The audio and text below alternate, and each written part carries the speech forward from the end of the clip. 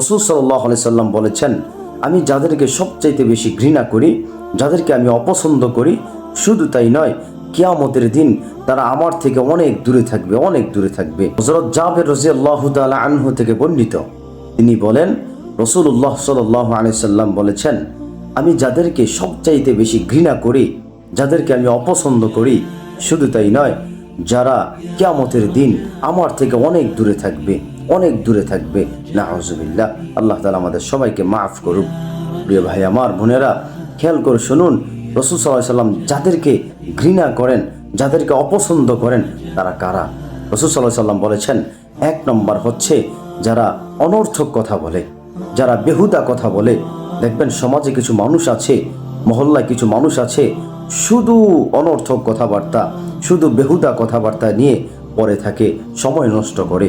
প্রিয় ভাই আমার, বোনেরা, খেয়াল করে শুনুন, আপনার মধ্যে আমার মধ্যে যেন এই বদগুণ, অনর্থক কথা বলা, অর্থাৎ বেহুদা কথা বলা, এটা থেকে যেন আল্লাহ আমাদের সবাইকে হেফাজত করেন।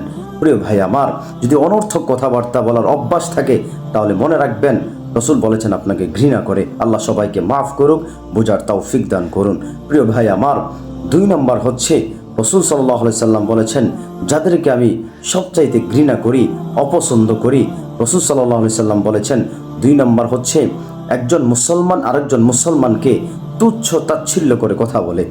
এক কথায় একজন মানুষ আরেকজন মানুষকে তুচ্ছ করে, অর্থাৎ তুচ্ছ তাচ্ছিল্য করে এবং কি হ্যায় প্রতিপন্ন করে।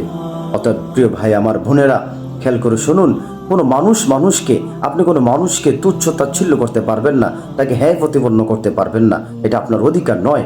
রাসূল সাল্লাল্লাহু আলাইহি সাল্লাম বলেছেন, যারা কোনো মানুষকে, মুসলমানকে যারা তুচ্ছ তাচ্ছিল্য করবে, তাচ্ছিল্য করে কথা বলবে, হ্যায় প্রতিপন্ন করবে, তাদেরকে রাসূল সাল্লাল্লাহু আলাইহি সাল্লাম ঘৃণা করেন।